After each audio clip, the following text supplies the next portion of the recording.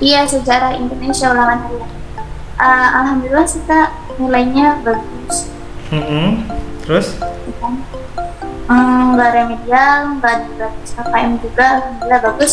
Cuman kalau sejarah minat, karena gurunya sibuk itu, jadi kadang kalau jelasin materi ringkas banget Kak.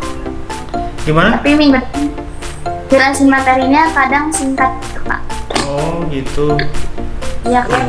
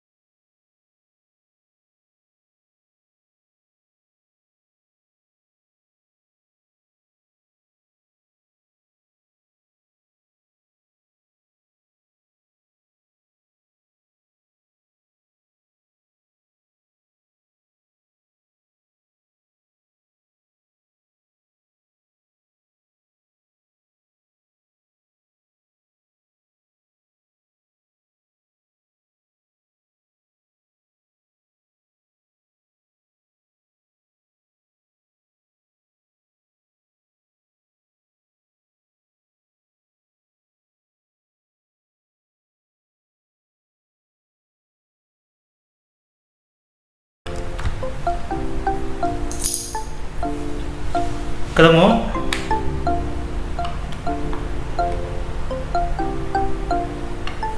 Lagi dicari Kak. Oke. Kalau nggak ketemu kita lanjut. Nih kakak udah ketemu dari. Iya Kak.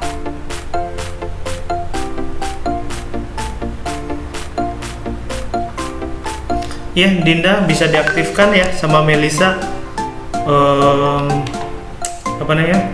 Webcamnya untuk diambil dokumentasi. Kakak share screen ya. Jadi kita bahas apa namanya? Kita bahas yang pertama mengenai sejarah sebagai ilmu dan sejarah sebagai seni dan lain sebagainya. Gitu ya. Sudah terlihat? Sudah terlihat? Din? Sudah Kak. Sudah ya? Sudah. Ya. Oke, ini kakak ambil dari internet aja dulu untuk sementara waktu. Kakak lupa naruh PowerPoint kakak, ya. Oke, kita bisa beralih ke yang lainnya. Oke, kalau gitu kita langsung presentasikan. Oke. Nah, nih kita bahas dari poin pentingnya adalah bagaimana. Kak, Ya, maaf baru masuk soalnya tadi habis Zoom. Ini sejarah peminatan atau sejarah Indo, Kak? peminatan. Oke, Melisa ya?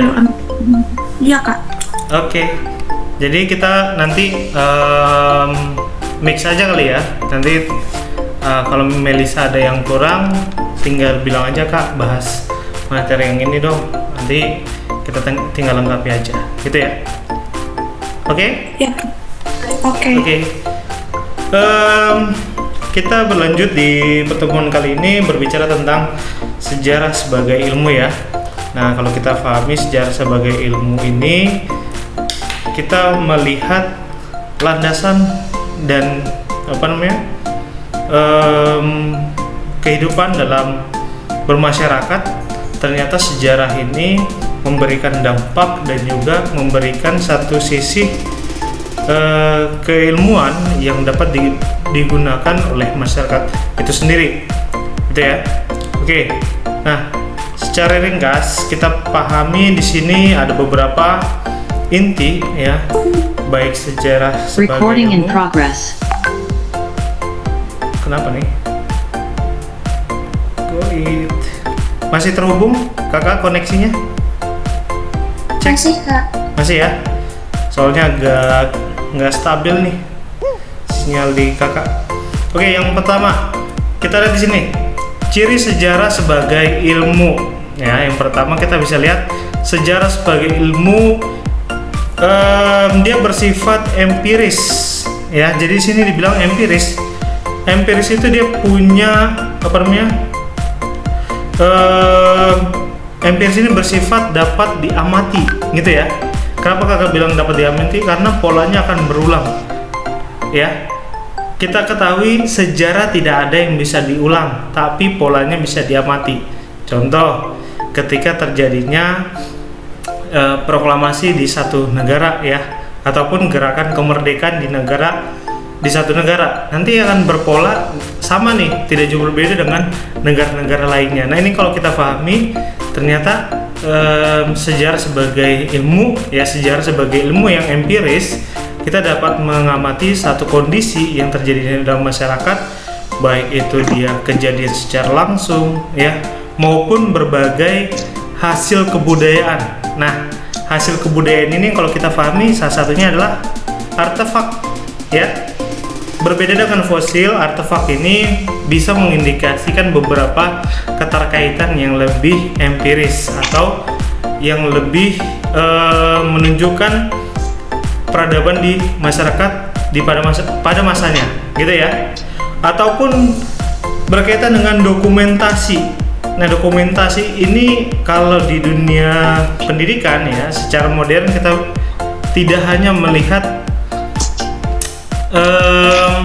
dokumen atau manuskrip, tapi juga bisa diabadikan dari foto, gitu ya, atau video-video ketika peristiwa sejarah itu terjadi. Contoh, ketika kita melihat berbagai pemutaran video di Perang Dunia Pertama ataupun Perang Dunia Kedua, lebih tepatnya Perang Dunia Kedua, ya, banyak kejadian yang kalau bisa kita amati, gitu ya, bagaimana Perang Dunia ini tidak hanya terjadi satu negara, tapi melibatkan banyak negara lainnya, gitu ya. Nah, kemudian ya, halo. Iya maaf Kak. Oke. Nah, kemudian sejarah sebagai ilmu yang empiris, kita bisa melihat data dan fakta, ya. Kalau data, kita bisa menemukan berbagai manuskrip tadi, atau berbagai tulisan, atau berbagai hasil kebudayaan seperti artefak, ya. Kemudian berbagai fakta, misalnya keterkaitan satu peristiwa dengan peristiwa lainnya. Ingat ya, kalau data itu berkaitan dengan berbagai dokumentasi yang bisa kita pahami dalam satu bentuk tulisan, ya, ataupun dokumentasi lainnya. Kemudian faktanya, misalnya keterkaitan dari satu kejadian ke kejadian lainnya. Ini kalau kita pahami, kemudian diinterpretasikan atau dicitrakan, Nah, misalnya nih peristiwa apa tadi kakak bilang, sekitaran proklamasi. Interpretasi kita tentu akan menjadi berbeda dengan interpretasi sekutu ataupun Jepang sekalipun yang ketika itu menduduki Indonesia. Nah, ini yang kemudian sejarah sebagai ilmu yang empiris itu bisa dijadikan satu pendeskripsian ya terhadap fenomena sosial ataupun kejadian atau peristiwa sejarah. Paham sampai sini? Jadi kalau dibilang bersifat empiris, dia memberikan satu pengalaman ya ataupun satu hal yang dapat diamati berulang dan polanya juga bisa diamati, gitu ya. Kemudian ciri lainnya, sejarah sebagai ilmu. Sejarah memiliki objek. Siapa objeknya? Yaitu manusia, ya kan? Penempatan manusianya kayak gimana, Kak? Penempatan manusia itu dijadikan seorang pelaku ya, ataupun segala aktivitasnya yang berkaitan dengan peristiwa sejarah di dalam keterkaitan dengan ruang dan waktu. Nah, kenapa kakak bilang ruang dan waktu? Nah, keterkaitan ini yang mendorong satu peristiwa sejarah tadi dicatatkan menjadi satu momen besar ataupun satu momentum yang bisa dijadikan sebagai bukti otentik terjadinya sebuah peristiwa ataupun sejarah tadi, gitu ya. Nah, dibilang keterkaitannya dengan waktu. Nah, di sini kita bisa mengindikasi ada periodisasi atau ada pembabakan atau berbagai kejadian yang mungkin tidak akan terulang kembali. Yang mungkin ya kalau kita pahami waktu ini tentu tidak akan kembali dari masa sekarang ke masa sebelumnya, gitu ya.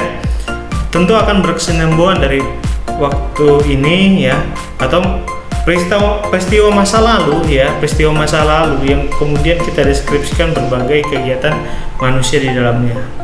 Oke, kemudian sejarah mempunyai generalisasi. Nah, di sini kita harus bisa lihat peristiwa sejarah itu bisa kita lihat berlaku secara umum, ya, berlaku secara umum.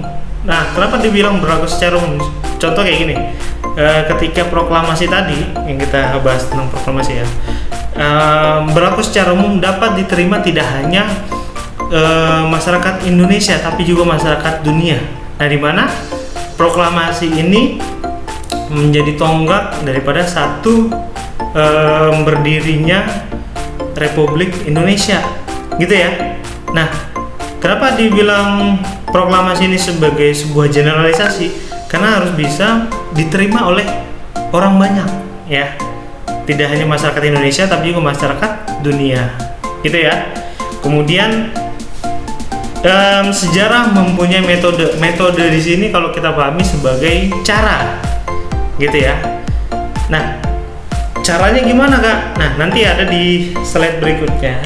Berkaitan dengan cara ini kita mulai dari pengumpulan data ya, atau yang disebut dengan heuristik. Kemudian dari pengumpulan data ini juga disertakan dengan pendeskripsian, bahkan sampai dengan pengambilan kesimpulan. Nah, di tahap terakhir itu adalah penulisan kembali ya, atau historiografi. Nah, ini yang dibilang metode atau rangkaian daripada penulisan sejarah itu sendiri, atau cara bagaimana kita bisa mengungkap sebuah sejarah, gitu ya. Jadi dibilang ciri-ciri tadi sebagai sejarah sebagai ilmu mendorong sejarah ini merupakan merupakan satu keilmuan yang dapat dipraktikkan secara umum dan juga memberikan ciri yang tersendiri, gitu ya.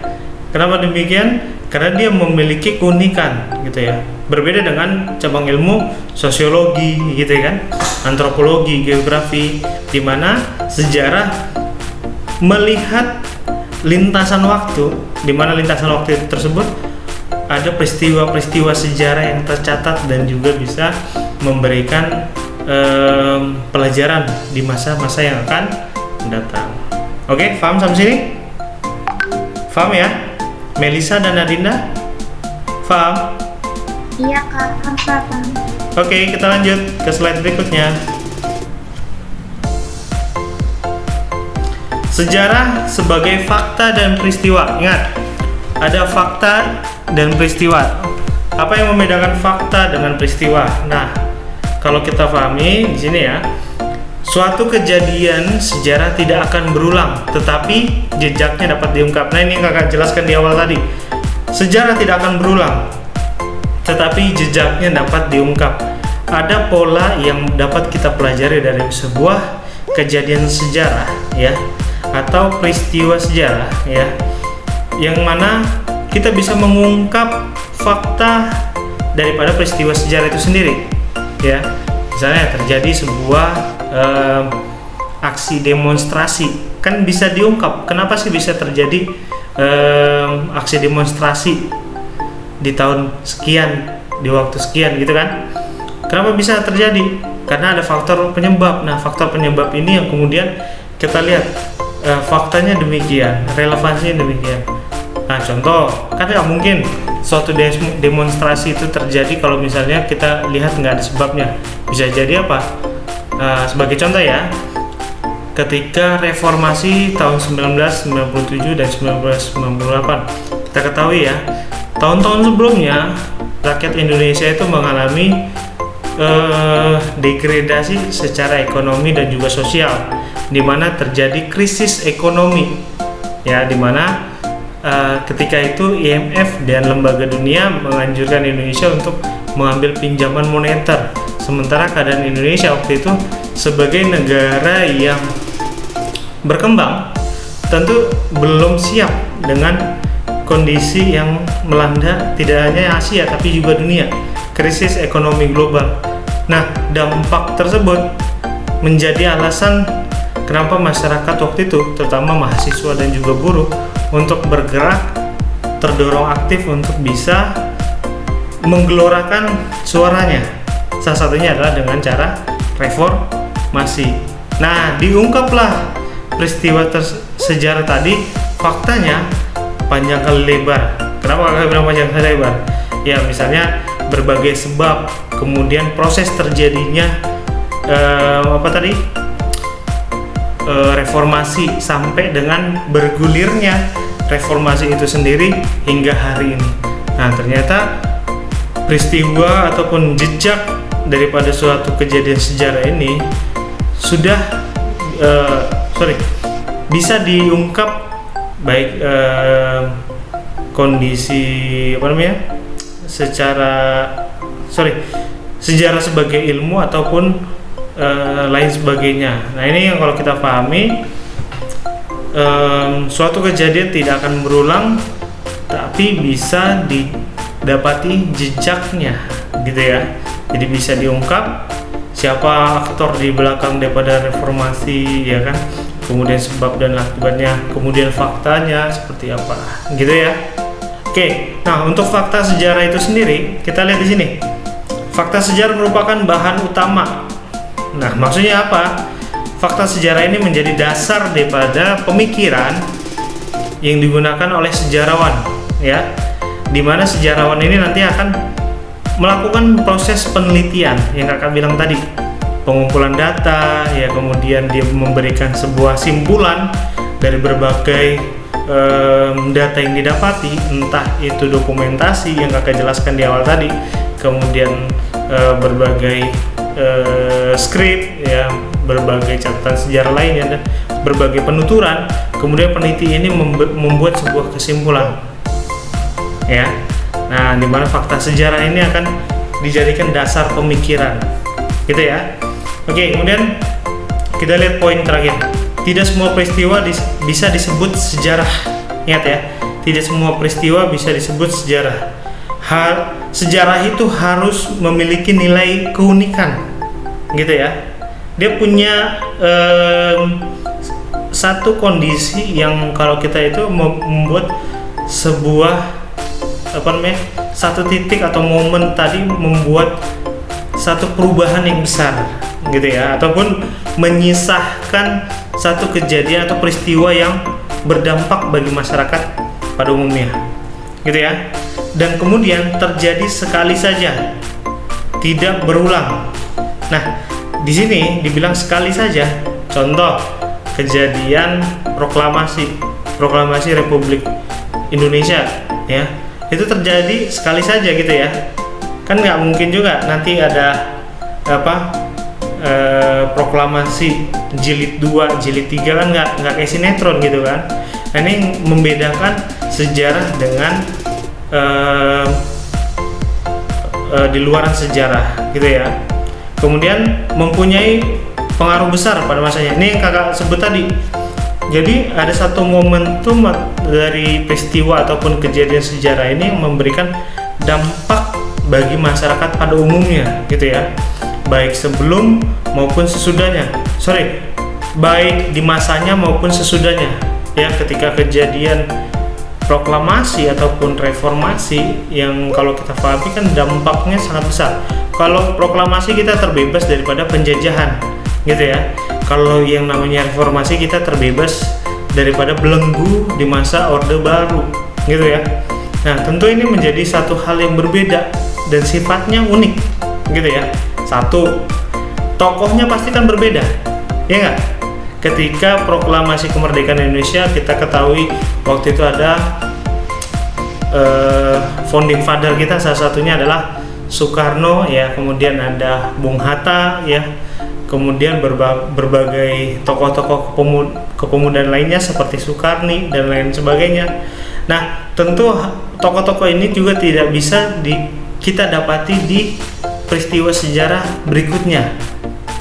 Ya, berikutnya contohnya seperti apa? Ketika reformasi, tokoh-tokoh tersebut kan tidak bisa kita pastikan mereka juga memiliki umur yang panjang ataupun ada di dalam lingkaran sejarah tersebut.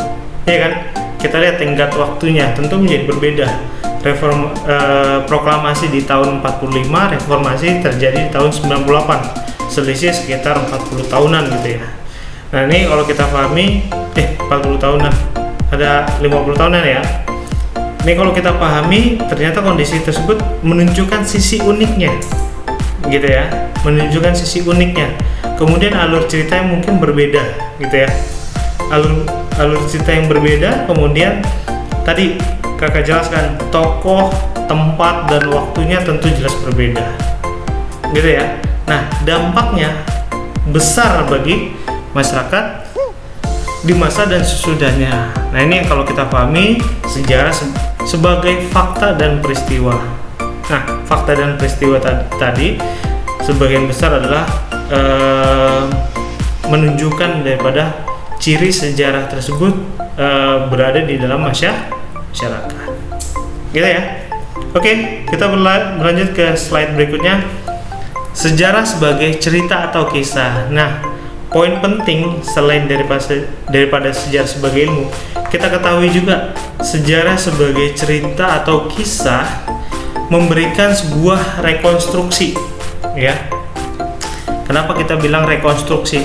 Tentu pemahaman terhadap rekonstruksi atau membangun kembali ya masa yang akan datang ini memberikan satu penggambaran. Ternyata sejarah dapat dijadikan sebuah referensi. Referensi yang kayak gimana, Kak? Referensi di sini kita bisa, ternyata sejarah ini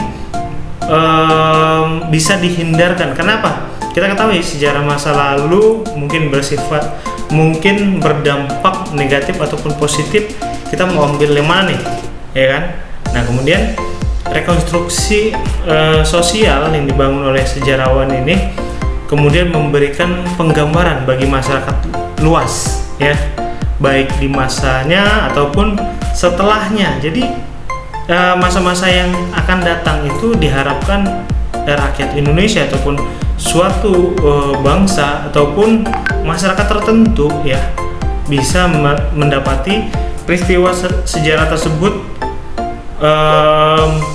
sebagai satu pembelajaran di dalam masyarakat. Nah, rekonstruksi ini tidak hanya bersifat sosial tapi juga secara umum pada sendi-sendi kehidupan lainnya. Contoh kayak tadi terjadinya reformasi, kan kita juga bisa lihat ya, rekonstruksi ini akan berbicara tentang kegiatan ekonomi pada masa itu, dimana kalau kita pahami di masa Orde Baru itu kan dengan gaya kepemimpinan yang sentralistik atau terpusat, mendorong ketergantungan masyarakat kita terhadap pemerintah di waktu itu.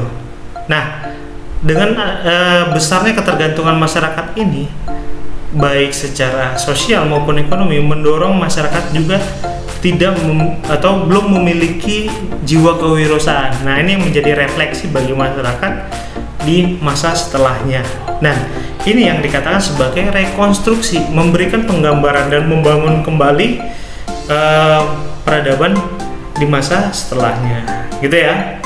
Kemudian sejarah sebagai cerita, ada faktor subjektivitas. Nah, faktor subjektivitas ini tergantung siapa sejarawannya ataupun ahli sejarahnya ataupun penulis peristiwa sejarah yang dimaksud, gitu ya. Kenapa demikian? Karena tergantung daripada fakta yang ditemukan oleh si penulis ataupun sejarawannya.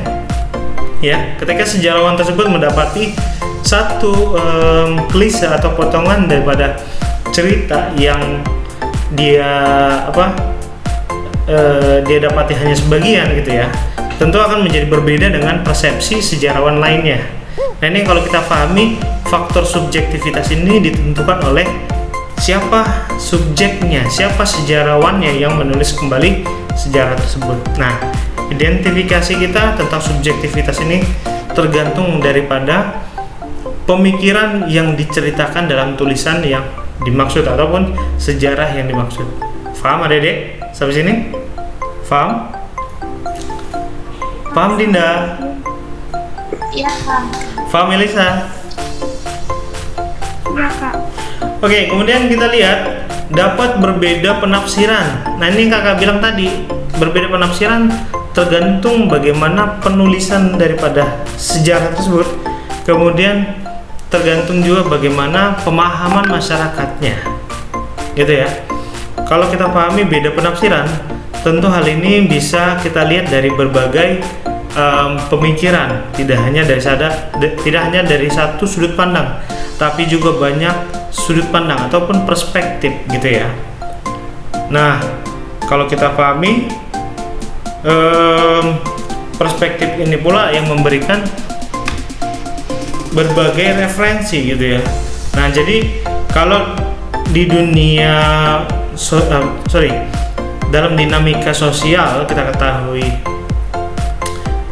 adanya sebuah cerita ataupun kisah, kita lihat dari berbagai sisi. Nah, tentu akan menimbulkan berbagai perspektif atau perbedaan perspektif. Paham sampai sini? Paham? Halo, Dinda. Iya, Kak. Oke, jadi kalau misalnya kita lihat sejarah, misalnya nih ya, tentang cerita rakyat, Malin Kundang, Malin Kundang, gitu ya. Nah, di Sumatera Utara juga ada tuh cerita tentang yang mirip-mirip dengan Malin Kundang. Nah, apa yang membedakan? Yang membedakan adalah kondisi sosial masyarakat waktu itu, ya.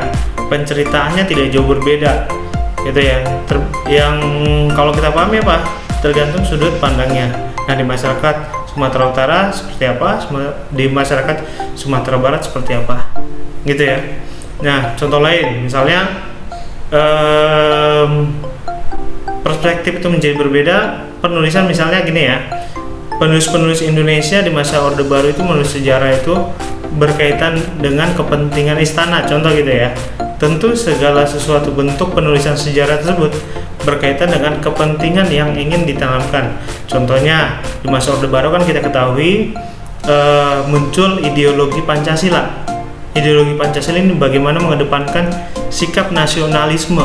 Nah, tentu berbeda pandangannya ketika penulisnya dari luar, gitu ya. Kalau penulisnya dari luar menganggap ideologi Pancasila itu sebagai suatu hal yang memaksakan. Nah, menjadi berbeda kan? Kenapa? Pada umumnya kita kembali lagi ke faktor subjektivitas. Dari subjektivitas ini akan kita lihat berbagai faktor yang memungkinkan dari berbagai sudut pandang. Oke, kita berlanjut ke slide berikutnya. Sejarah sebagai seni. Nah ini yang sedikit berbeda dari sejarah pembahasan slide kita pada slide berikutnya. Sejarah sebagai seni, kita lihat poin pertama, membutuhkan intuisi. Intuisi ini semacam, ada yang tahu intuisi? Intuisi itu apa? Ada yang tahu? Melisa? Ya, Kak, apa tadi? Apa? Apa tadi pertanyaannya? Halo? Gak kedengaran kakak? Kedengaran, Kak? Tadi nggak. Kalau intuisi ini kakak bilang seperti datangnya contoh ya. Contoh ketika Jibril mendapatkan wahyu, ya, Nabi Jibril mendapatkan wahyu. Nah ini intuisi itu sifatnya itu datang di waktu yang tidak bisa ditentukan, ya. Jadi pemikiran seseorang, ya, yang kalau kita pahami itu dia datangnya tidak bisa jadi tidak berdasarkan satu pemikiran secara khusus, tapi datangnya tiba-tiba, gitu ya, datangnya tiba-tiba dan memberikan penjelasan. Oh ternyata 1 tambah 1 2, contoh gitu ya. Tapi apa? Bisa jadi menjadi berbeda ketika 1 tambah 1 ternyata tidak hanya bisa dijawab sebagai 2, gitu ya. Contoh, ini contoh. Nah kemudian adanya imajinasi. Imajinasi ini kan pikiran yang awang-awang, gitu ya. Maksudnya imajinasi ini menjadi satu buah pemikiran yang mungkin terlintas di benak seseorang, yang kemudian ada satu penggambaran, gitu ya. Misalnya nih, mengkait-kaitkan antara peristiwa satu dengan peristiwa lainnya. Paham sampai sini, adik-adik? Nah, sejarah sebagai seni ini kalau kita pahami kan, terkadang kalau kita belajar sejarah itu seolah-olah kita ada di masa itu, gitu ya. Kemudian kita seolah mengkait-kaitkan terjadinya peristiwa Nagasaki dan Hiroshima, kemudian kejadian proklamasi di Indonesia. Nah kita tuh berimajinasi. Nah imajinasi ini dianggap sebagai sebuah seni. Mencari temukan jawaban itu menjadi sebuah hal yang sangat menggairahkan, gitu ya. Kenapa? Kita seolah-olah ada di masanya, gitu ya. Kemudian adanya emosi ini maksudnya apa? Perasaan yang larut-larut di dalam satu kondisi yang digambarkan di peristiwa sejarah tersebut, gitu ya. Jadi ada perasaan yang turut dalam penulisan sejarah ataupun peristiwa sejarah yang bisa mendorong sejarah itu menjadi lebih menarik, gitu. Paham ya? Kemudian apa? Adanya gaya bahasa, ya. Gaya bahasa itu yang menentukan bagaimana ekspresi daripada tulisan sejarah ataupun cerita sejarah ini menjadi lebih bermakna, gitu ya. Seolah-olah sejarah ini tidak hanya bercerita tentang satu peristiwa, tapi ada sisi lain, gitu ya. Nah, contohnya kayak misalnya terjadinya ada di film kan itu ya, peristiwa tentang kapal Van der Wijk, ya, bagaimana kisah cinta seseorang di dalam peristiwa sejarah masa lampau, ya, di Sumatera Barat. Ini menjadi satu sisi lain daripada sejarah itu sendiri. Paham sampai sini? Nah, contoh lain sejarah sebagai seni, kakak bilang misalnya penulisan sebuah syair, gitu ya. Ini kan mencerminkan masa-masanya, gitu ya. Kemudian berbagai peristiwa sejarah lainnya. Oke, kemudian poin kedua, sejarawan membutuhkan imajinasi. Dibilang membutuhkan imajinasi ini, bagaimana dia bisa memberikan berbagai pandangan, ya, atau membutuhkan sebuah perspektif, ya, dengan membayangkan apa yang terjadi. Ini kakak bilang tadi, bagaimana kita bisa merasakan peristiwa sejarah tersebut dari cerita yang didapati, gitu ya. Nah, misalnya kayak kejadian persiapan teks naskah proklamasi Nah, ini menjadi satu persepsi yang dibangun dari berbagai penjelasan gitu ya. Bagaimana seorang penulis sejarah harus bisa mengimajinasikan kondisi waktu itu sebagai suatu hal yang membawa ya masyarakat kita itu atau si pembaca ini larut di dalamnya, gitu ya. Kemudian sejarawan dapat menghadirkan objeknya seolah-olah pembaca mengalami sendiri. Ini yang kakak bilang tadi, selalu berulang-ulang bagaimana sejarah sebagai seni ini mendorong seseorang larut di dalamnya, berfantasi, kemudian berimajinasi seolah-olah kejadian itu nanti bisa direfleksikan ke dalam dirinya. Oke? Sampai sini paham? Paham? Oke, kita lanjut ya. Nah, berkaitan dengan penanaman nilai ya. Nilai sejarah penting untuk membentuk karakter. Ingat, kenapa kakak bilang tadi ada penjelasan tentang rekonstruksi sosial. Rekonstruksi sosial ini berkaitan juga dengan rekonstruksi sejarah masa lampau. Ya, bagaimana kita bisa mempelajari sebuah ilmu ya, mempelajari sebuah ilmu, kita lihat sisi masa lampaunya gitu ya. Kemudian kita refleksikan, kita konstruksi kembali di dalam masyarakat. Gitu, paham ya? Jadi sehingga apa? Yang terjadi adalah satu penanaman nilai ya. Dimana nilai ini kan berkaitan dengan falsafah ya. Nilai ini kemudian dapat membentuk karakter. Ya, karakter siapa? Salah satunya adalah kalian sebagai peserta didik. Bagaimana kita menanggapinya? Dengan kita bersikap menanamkan bisa mungkin karakter-karakter yang bisa menunjukkan sikap nasionalisme ya, kemudian cinta kebudayaan dan lain sebagainya. Nah, ini pentingnya sejarah sebagai ilmu. Oke, kita berlanjut. Nah, penjelasan kakak sampai dengan poin ini, ada yang mau ditanyakan? Ada yang mau ditanyakan? Nggak apa-apa. Tapi mengerti? Mengerti Kak. Aku mau minta kayak latihan soal kok, boleh nggak? Soal? Ada soal? Buat latihan itu misalkan sebelum ujian gitu, misalkan pengen coba. Boleh. Kan kemarin juga udah nanya kayak gitu.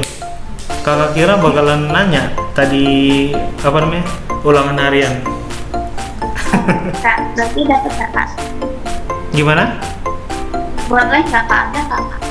Boleh kalau kakak mah ya. Oke. Kalau kakak boleh. Jadi kalau misalnya kalian kesulitan ketika belajar ujian online ya, kalian bisa nanya kakak. Kakak sudah pernah kasih kontak WA kakak kan? Kalau nggak salah? Waktu bahas sejarah Indonesia. Iya betul, di pertemuan sebelumnya ya. Oke, jadi sebelum kita berlanjut ke materi yang lain, sedikit kita refleksikan di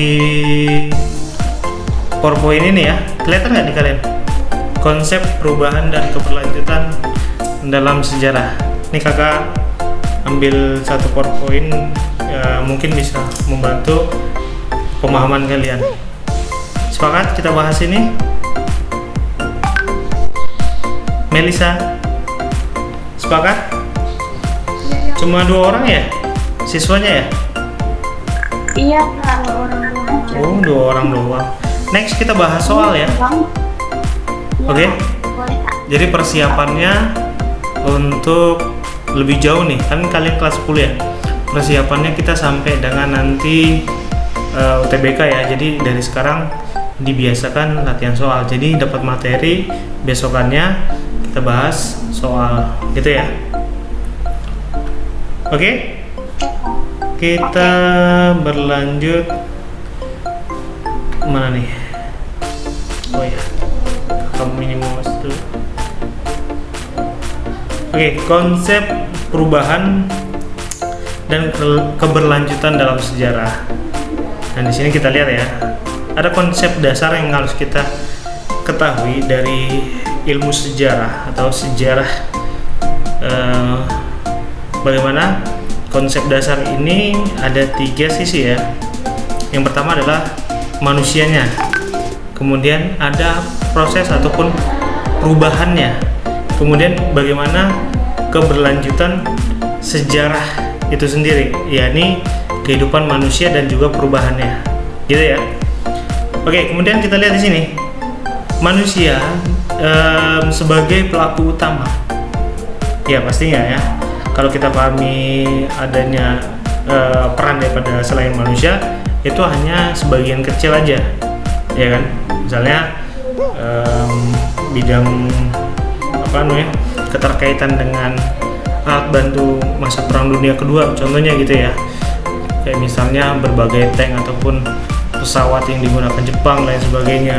Nah itu hanya sebagai pelengkap saja. Tapi peran daripada manusia itu sangat vital di dalam penjelasan peristiwa sejarah. Oke, kemudian adanya perubahan ya, dampak daripada peristiwa ya, dampak atau peristiwa ataupun kejadian sejarah gitu ya. Nah ini yang kemudian memberikan satu proses keberlanjutan di dalam masyarakat gitu ya. Nah jadi konsep dasar ini harus kita bisa pahami. Kenapa sih sejarah tentang A, tentang B, tentang C bisa terjadi? Kita lihat bagaimana manusia dalam peradaban yang terjadi dalam satu masyarakat gitu. Oke, kemudian apa itu perubahan? Perubahan adalah peristiwa ataupun kejadian yang membuat perbedaan. Perubahan dapat terjadi secara cepat maupun lambat. Oke, ini berkaitan dengan materi kelas 12 nanti kalian, yang kalau kita pahami identifikasinya berkaitan dengan yang namanya perubahan sosial ya, adanya di sosiologi. Nah, di mana perubahan ini kalau dia berkaitan dengan peristiwa ataupun kejadian memberikan identifikasi sebelum dan sesudah ya, sesudah. Kenapa demikian? Kalau kita pahami sebelum terjadinya perubahan, kondisi bisa kita pahami sebagai, kalau bahasa anak sekarang itu zona nyaman gitu ya. Nah, nih contohnya ya, kita bilang di sini sebelum kita bilang zona nyaman gitu ya, zona nyaman. Nah, datangnya perubahan itu didorong misalnya dari sebuah konflik. Nah, dari konflik nanti muncul sesudahnya ya, sesudah perubahan itu muncul yang namanya aturan main. Aturan mainnya kayak mana? Nah itu yang nanti berkaitan dengan berbagai pihak. Misalnya ketika terjadinya konflik Perang Dunia Pertama atau Perang Dunia Kedua, kan ada aturan main atau perjanjian yang diikat di masyarakat waktu itu, gitu ya. Oke, sampai sini paham? Nah, kita kembali lagi ke penjelasan berkaitan dengan poin penting adalah perubahan dapat terjadi secara cepat maupun lambat. Nah, perubahan terjadi secara cepat maupun lambat ini kita lihat polanya. Yang pertama, berkembangnya pemahaman tentang teori evolusi. Nah, jadi di dalam sejarah kenapa kita berkaitan erat dengan evolusi? Ya, karena kita berkaitan erat dengan sebuah tahapan gitu ya. Nah, kita bilang di sini poin pentingnya ada masa primitif, betul ya. Kemudian masuk masa tradisional, ya kan. Dan kita sekarang masuk ke babak masa modern, gitu ya. Bahkan yang lebih lagi tahapan postmodern. Nah, ini kalau kita pahami apa? Perubahan dapat secara cepat itu lawan daripada kondisi yang kakak deskripsikan di sini. Misalnya apa? Kita lihat siklus yang terjadi di sebuah masyarakat, ya. Nah, kalau dia dari primitif ke tradisional, kemudian dari tradisional ke modern, ini lompatan perubahannya terbilang lambat. Kenapa terbilang lambat? Kalau melalui tahapan-tahapan, yang dimana tahapan itu memberikan perubahan yang kecil, ya. Jadi dia bisa berangsur-angsur dan juga bisa kita lihat perubahannya sedikit melambat, gitu ya. Terus yang cepat tadi gimana, Kak? Yang cepat tadi itu bisa jadi dari masyarakat primitif langsung dihadapkan dengan kebudayaan modern, misalnya gitu ya, ataupun tradisional dengan postmodern. Misalnya tradisional, kita ambil contoh masyarakat apa namanya, di Baduy ya, masyarakat Baduy contohnya ya. Masyarakat Baduy ini terbiasa tidak menggunakan handphone ataupun lain sebagainya, gitu ya. Nah, ketika kita di masa modern ataupun di postmodern ini, kita mendapati penggunaan handphone, ya kan, kemudian laptop dan sebagainya. Ini menjadi suatu perubahan yang cepat jika masyarakat Baduy ini mampu ataupun dihadapkan dengan perubahan tadi. Ya, ini apa? Penggunaan handphone dan lain sebagainya. Paham sampai sini? Paham ya? Oke. Kak, tapi ini kayaknya bukan ada di kelas 10 ya, Kak? Gimana? Apa emang ini materinya aku belum belajar, Kak? Ini kayaknya bukan ada di kelas 10 ya, Kak? Kelas 10? Kelas 10. Oh, berarti aku belum belajar ya, Kak? Iya, mungkin. Ini masuk dalam konsep perubahan, konsep sejarah itu sendiri. Oke, nanti aku cek di buku paket. Oke. Kita sambil ini ya, sambil ke slide berikutnya ya. Nah nih contoh nanti kalian bisa pahami ya. Kita lihat ada 2 poin. Perubahan secara cepat dan lambat. Kita lihat sini. Perubahan terjadi secara cepat ketika Hiroshima dan Nagasaki. Nah, dibilang pemboman Hiroshima dan Nagasaki ini dibilang sebagai sebuah perubahan yang cepat karena dia memiliki dampak yang luas, gitu ya. Kenapa dibilang memiliki dampak yang luas? Jelas, 2 kota Hiroshima dan Nagasaki waktu itu diluluhlantahkan, yang semula di masa itu kita ketahui Jepang menjadi apa? Jepang menjadi negara industri ya, negara industri skala besar ya, menempati posisi 2 dunia, diluluhlantahkan ya kota Hiroshima dan Nagasaki ini oleh bom atom yang dijatuhkan oleh Amerika, sehingga apa? Mendorong perubahan di masyarakat waktu itu mengalami degradasi atau penurunan atau lebih parah lagi, jadi mengalami ketertinggalan. Nah, kenapa demikian? Karena kita ketahui Hiroshima dan Nagasaki itu mengalami kelumpuhan ketika dijatuhi bom atom oleh Amerika Serikat.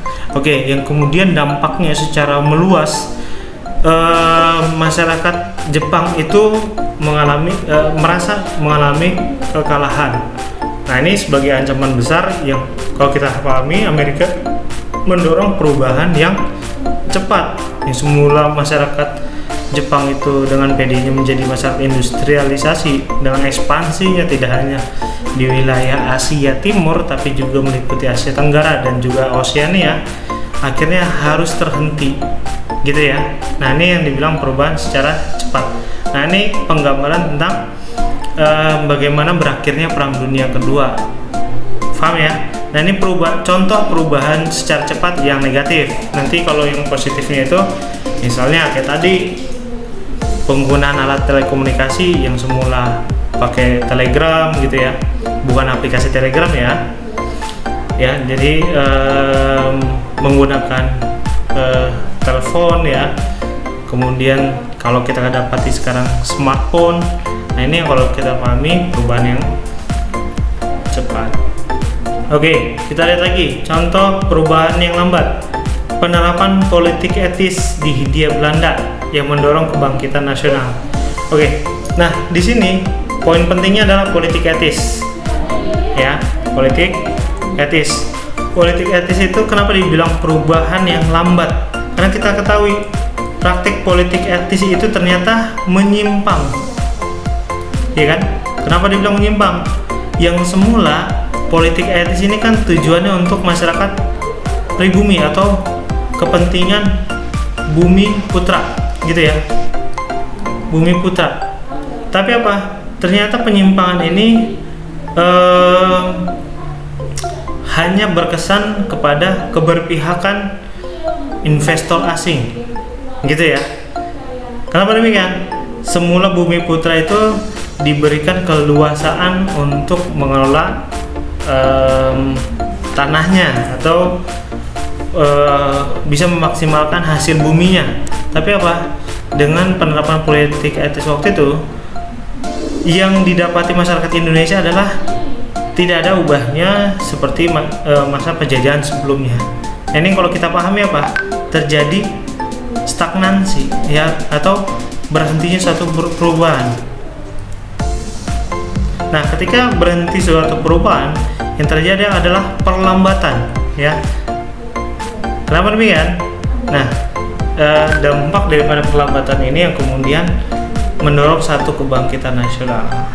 Jadi dampak daripada sisi lain mengalami keterlambatan, ya, ataupun melambat ataupun berhentinya satu perubahan di masyarakat waktu itu dengan penerapan politik etis, ternyata mendorong sisi lainnya, yaitu kebangkitan nasional. Oke, paham ya? Sampai sini ya. Oke, kita berlanjut. Nah, ini contoh gambaran yang tadi. Ini gambaran masyarakat Hiroshima dan Nagasaki. Dianggap waktu itu sebagai masyarakat maju, gitu ya. Jepang itu sebagai negara maju waktu itu. Tapi apa? Ketika terjadinya Nagasaki dan pemboman Nagasaki dan Hiroshima, akhirnya apa? Akhirnya masyarakat Jepang mengalami degradasi atau mengalami kemunduran, gitu ya. Nah, di mana kemunduran ini mendorong satu perubahan. Kenapa kakak bilang mendorong satu perubahan? Kita lihat setelah Jepang mengalami keruntuhan, ya, melalui pemboman Nagasaki dan Hiroshima, Jepang ini kemudian bangkit kembali menjadi negara industri, gitu ya. Tidak lama waktu berselang sekitar 20 tahunan, masyarakat Jepang kembali menjadi negara maju. Paham ya? Nah, ini yang dibilang sebagai sebuah perubahan. Oke, kemudian kita lihat lagi di sini. Nah, nih dulu bangsa kita sebagai bangsa yang dianggap atau kita lihat seringkali mendapati tindak menyimpang, ya, dari para penjajah, dimana kita dulu banyakan di antara masyarakat kita dijadikan romusa, ya, ataupun kerja paksa, gitu kan. Nah, ketika terjadinya sebuah proklamasi, ya, maka kita mengalami perubahan nih menjadi Republik Indonesia. Ketika kita berbicara tentang Republik Indonesia, maka kita menjadi negara yang berdaulat. Nah, ini yang kalau dipahami sebagai satu perubahan, ya.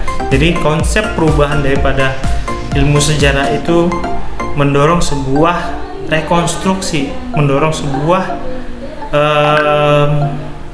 pembangunan kembali, ya. Kenapa dibilang pembangunan kembali? Membangun masyarakat di peradaban di masanya dan setelahnya, ya. Jadi kalau kita nggak ada momen proklamasi waktu itu, bisa jadi kita masih bangsa yang terjajah, gitu kan. Tapi alhamdulillahnya melalui proklamasi kita mengalami perubahan dan bisa berdaulat seperti sekarang ini, gitu ya. Oke, kita lihat lagi nih contohnya. Di masa lampau kita dijajah oleh bangsa asing, terutama bangsa dari Eropa yang kita ketahui Belanda, ya. Belanda kemudian seringkali dijadikan orang-orang bumi putra ataupun pribumi ini seringkali dijadikan pekerja yang kalau kita pahami tidak lebih layak daripada buruh pada umumnya. ya kita bilang kerja paksa ya. Nah kemudian melalui ini apa yang sebelah kanan, kebangkitan nasional ya, kebangkitan nasional, kita mendapati sebuah perubahan, muncullah golongan cendekia. Dari golongan cendekia inilah muncul berbagai pemikiran untuk merdeka. Paham sampai sini? Paham ya? Oke. Kita lihat lagi di sini. Konsep perubahan itu ada dua faktor yang menentukan. Yang pertama faktor intern, ya, faktor intern. Yang kedua adalah faktor ekstern, ya. Nah, faktor intern ini didasari oleh perubahan penduduk, penemuan-penemuan baru, konflik dalam masyarakat, dan pemberontakan. Nah, ini dibilang faktor intern, faktor dari dalamnya. Maksudnya apa? Yang terjadi di masyarakat itu sendiri. Nah, perubahan penduduk, misalnya apa? Adanya perubahan demografi, gitu ya. Demografi ini kan berbicara tentang jumlah penduduk ya. Nah, kalau jumlah penduduk, tentu kalau kita pahami dengan penduduk yang panjang, ya, dengan perubahan penduduk yang banyak, tentu akan memberikan penekanan bagi pemerintahan Hindia Belanda waktu itu, ya, sehingga pemerintahan Hindia Belanda harus bijak-bijak menentukan kebijakan apa nih akan berlakukan bagi masyarakat Indonesia pada waktu itu, gitu ya.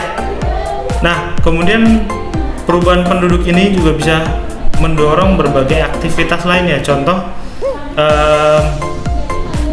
adanya perubahan daripada aktivitas ataupun kegiatan ekonomi, gitu ya. Nah, kita berlanjut ke poin berikutnya, adanya penemuan-penemuan baru. Poin penting daripada perubahan, konsep perubahan itu adalah sebuah penemuan baru. Nah, kakak bilang di Indonesia penemuan baru itu ketika kita digugah untuk bisa menemukan cara, ya, yang namanya merdeka, ya. Yang pertama apa kita ketahui? Salah satunya apa? Konsep perubahan yang kita ketahui adalah dengan cara diplomasi, gitu ya. Yang kedua adalah dengan cara radikal. Radikal itu yang kayak gimana, Kak? Dia menemui jalan yang namanya peperangan, ya. Nah, sampai sini kira-kira paham?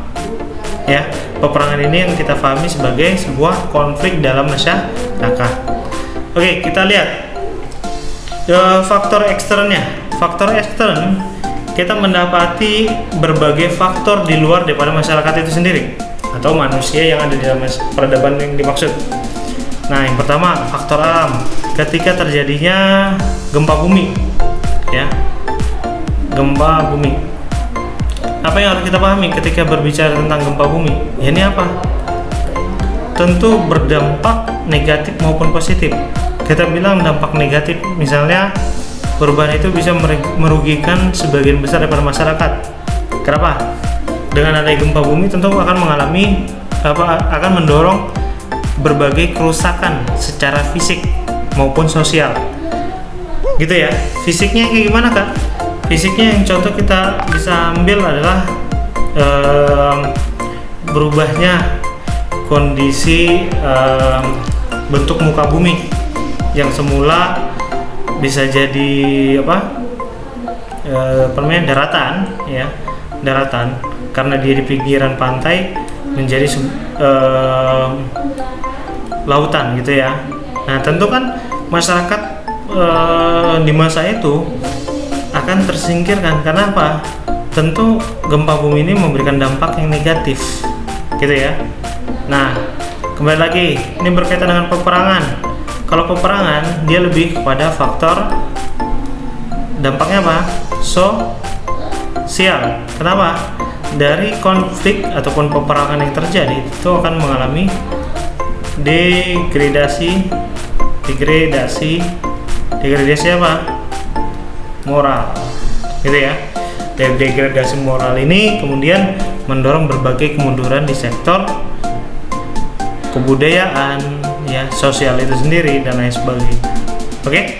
Nah, jadi konsep perubahan ini kita pahami menjadi sangat luas, gitu ya. Kita berlanjut. Nah, setelah paham dari konsep perubahan, kita berlanjut ke konsep keberlanjutan. Nah, di sini keberlanjutan adalah suatu keadaan yang telah berlangsung lama. Jadi dibilang keberlanjutan ini ajak, ya, ajak. Apa tuh ajak? Jadi dari satu momen tertentu ke momen lainnya itu berhubungan ataupun berkaitan dari satu masa ke masa lainnya. Paham? Paham sampai sini ya? Nah, keberlanjutan ini atau kebersinambungan, ya, bisa difahami juga kebersinambungan. Kita lihat nanti peranannya berkaitan dengan eksistensi sebuah bangsa. Paham? Nah, di mana keberlanjutan ini tentu berkaitan dengan masyarakat dari waktu ke waktu. Oke, contohnya nih, Wangsa Sailendra berkuasa di Jawa selama 250 tahun. Kerajaan Hindu dan Buddha berdiri di masa Kerajaan Kutai hingga Majapahit.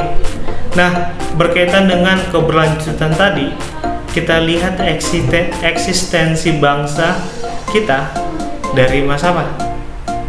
Dari masa ke masa, kemudian bagaimana ciri daripada masyarakat itu sendiri.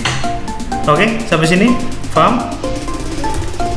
Nah, nih kita lihat konsep keberlangsungan. Nah, di sini ini 76 ya. 76 tahun kita merdeka. Tentu kemerdekaan waktu itu didorong adanya proklamasi. Muncullah kita yang namanya bangsa yang merdeka, gitu ya. Nah, sekarang yang bisa kita pahami apa? Bagaimana kita caranya untuk mengisi kemerdekaan. Caranya gimana? Melalui pembangunan. Pembangunan yang kayak gimana, Kak? Baik secara finansial maupun sosial. Paham ya? Oke, kita berlanjut ke slide berikutnya. Keberlanjutan itu juga seperti apa? Nah, contoh lain, ketika kita melihat nih, di sini kan pasukan Belanda ya. Penderitaan bangsa kita waktu itu berlanjut tidak hanya di masa penjajahan Belanda, tapi juga penjajahan Jepang, ya kan? Dimana waktu itu kalau kita pahami, Belanda ini menjajah Indonesia sekitar 3,5 abad lamanya, sementara Jepang 3,5 tahun, gitu ya. Oke, jadi konsep perubahan dan keberlanjutan berkaitan erat dengan perbandingan dua peristiwa atau lebih di masa lalu. Nah, seperti yang kakak jelaskan tadi, ada satu peristiwa kejadian sejarah berlanjut ke kejadian berikutnya, ya, dan berlanjut lagi dan berlanjut lagi. Nah, contohnya kayak kita bilang di penjelasan awal ya. Dari proklamasi, sebelum proklamasi itu ada kejadian apa, ya kan? Kebangkitan nasional, pergerakan nasional, ya kan? Sampai dengan proklamasi itu sendiri. Nah, momen setelah proklamasi jatuh kita ada masa revolusi, ya, revolusi Indonesia. Kemudian berlanjut lagi sampai dengan kejatuhan Orde Lama dengan digantikan dengan Orde Baru, sampai dengan reformasi sampai dengan sekarang ini. Nah, ini dikatakan sebagai konsep perubahan dan keberlanjutan. Oke? Nah, contoh lain di sini. Masa Praksara, masa Hindu-Buddha sampai dengan masa sekarang ini merupakan contoh perubahan dan keberlanjutan. Oke ya? Kita ke slide berikutnya. Nah, konsep perubahan dan keberlanjutan dalam sejarah berkaitan erat dengan nih grafik masyarakat di sini. Keberlanjutan itu bagaimana bisa berangsur-angsur atau bisa berjalannya waktu, ya, kemudian suatu bangsa menunjukkan eksistensi ya. Sedangkan perubahan tadi dia bisa mendorong suatu bangsa tadi berada di atas ataupun di bawah ya, tergantung fluktuasi masyarakatnya. Nah, jadi kalau dibilang mau berlanjut, makanya bangsa ataupun masyarakat tadi harus bisa mengantisipasi sebuah perubahan. Paham?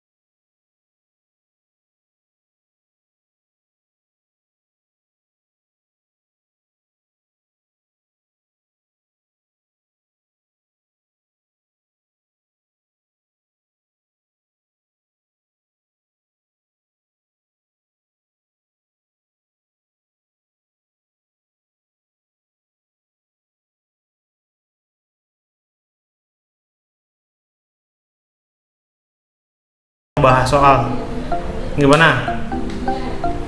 Iya Kak. Boleh. Ya wis. Apa kok misalkan perlu soal aku boleh cerita Kak? Gimana? Kalau aku butuh soal aku boleh cerita Kak? Boleh. Oke Kak, makasih ya Kak. Iya.